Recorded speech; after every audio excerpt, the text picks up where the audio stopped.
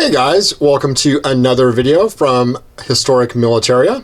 Today we're going to be looking at what is called a small ring hammer pre-war commercial Mauser broom handle. And these are guns from about the 35,000 serial number range until about 230 or 40,000. And these were made in the time period about 1902 to about 1914.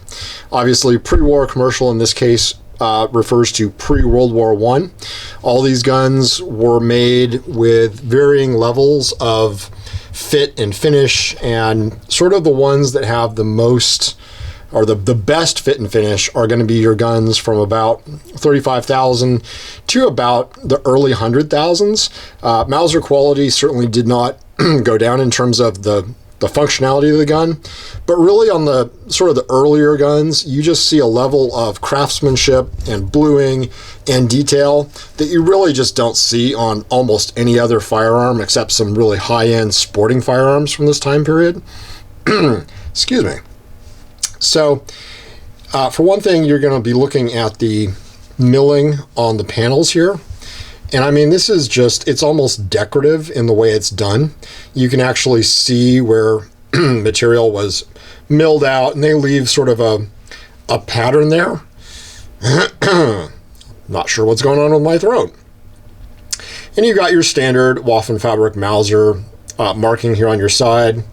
They were also still using straw on the triggers, and so it gives you this really nice gold look. And of course, the other small parts would have been blued, fire blued. This strawing is also, that's a sort of heat treatment as well. You'll see that on a lot of Lugers that were made commercially and for the military as well. And the level of bluing that you're going to see on these guns is just really, really phenomenal. The wood grips, the fit and finish on these is just really nice too. A lot of times you see nice grain in the wood. Certainly when you get into like the Red 9 serial number range, about 1916. Now granted, those were wartime guns, but the fit and the finish of the grips just really kind of goes down. Certainly the bluing quality goes down. You're not going to see a blue like this. You're not going to see the amount of time that was spent to really get this nice and smooth with just minimal tool marks. And just kind of everything, the amount of, I guess, polish that went into the gun before it was even blued to get it so nice and smooth is just not there. This is a standard gun with your standard front sight. Flip it over. You've got your standard Crown U proof mark right there. Your serial number, which this one is in the 66,000 serial number range. So right about 1904 to 05, I would estimate for this gun. Obviously, this gun is in pretty nice shape. Doesn't look like it really saw much, if any, service. You also have your fire blue on your safety. And that is something that Mauser continued to do, but the iridescent fire blue that you'll see on these just kind of lacks on some of the later guns. Flip it over. You've got your Crown U as well on your bolt. And the fire blue on the top of these guns is also just really, really nice. They even fire blued along the middle of the tangent sight. They still use the standard 1,000-meter tangent sight on these, and you were, at this point, Mauser had gone to the short extractor. They went to a shorter extractor around serial number 36 to 38,000, kind of use those up. So this is a very standard pre-war commercial gun with your standard Mauser chamber marking right there. This one is cut for a shoulder stock. Pretty much all the full-size guns were cut for shoulder stocks. You will see shoulder stocks slots sometimes that are filled in with lead or in some way disabled, and a lot of those seem to have come into the United States before or after World War II. when at that time a Mauser with a shoulder stock was actually a short-barreled rifle. They were not exempt as they are today. So a lot of people actually disabled the shoulder stock slot or got rid of their shoulder stock, or that's one of the reasons that American guns oftentimes don't have a shoulder stock, even though they're in excellent condition, is because they were prohibited. A lot of people did lose them, if you will.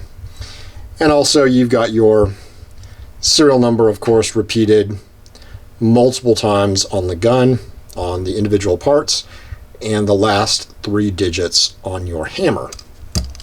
One thing I will also say is a lot of times, and unfortunately there is no way to show this on video, underneath this rear sight, if you actually lift this up and look underneath right about where the cursor is, you will actually see, get my glove out, you will actually see the serial number of the gun, or at least the last 3 digits, repeated on that tangent sight. I don't know if that really matters to some people, but if you want to really be extra overly cautious and check that too, you certainly can.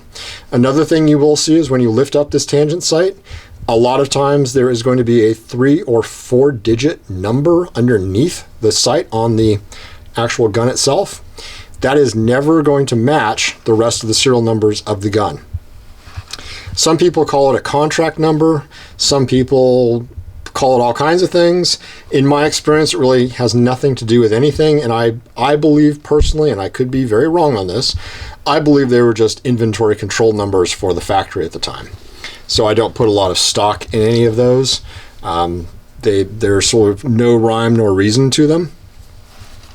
The other thing I'll say is always underneath the barrel on broom handles, you will see a sort of a collection of eclectic marks underneath like that. They mean all kinds of things that really only the factory seems to understand. There's no real record on what they may mean, so if you see strange markings there, don't usually get very excited about it. It's usually just something esoteric during the manufacturing process. Could be inspector substamps, could be any number of things. The other thing on these is also you'll see just a real nice fit and finish on your magazine floor plate here. Obviously, nobody has tried to take this one apart because there's no long scrape from somebody screwing up and messing up your magazine floor plate like so many people do. But just a very nice example of a .30 Mauser from relatively early small ring hammer production. I hope you've enjoyed taking a look at this video. We'll look at more Mausers and helmets and ordnance and really all kinds of cool stuff. If you like what you're seeing, like and subscribe. If you have questions about broom handles or anything that we're doing videos on, leave a question. And as always, thank you for watching.